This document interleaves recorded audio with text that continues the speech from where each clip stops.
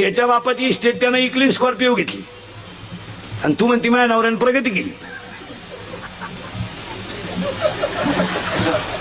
मी घरात आले आणि घराची भरभराटी झाली. विचार बरं तुझ्या मनाला घराची काय अवस्था झाली. हा विनोद नाही. पाणी जपून वापरा, वीज जपून वापरा आणि वाणी जपून वापरा. मान्य. आणि या तिन्ही गोष्टी काळाची. आता तुम्हाला सांगतो तीन. तुम्ही मला बरं झालं त्यांनाच बोलले. तुम्हाला सांगतो तीन. एक, अंगातली ताकद जपून वापरा. मारामाऱ्या करायचे, दंगली करायचे, आंदोलन करायचे, टपरे पेटवायचे दिवस आज राहिले नाही. आता काळ कडक झालाय. पोलीस खातं 15 वर्षापासून नंबर 1 चं काम करते. 70% जनता पोलीस खात्यात जागे वाढली. आता हे कार्यकर्ते बिर्यकर्ते जरा नीट ऐका.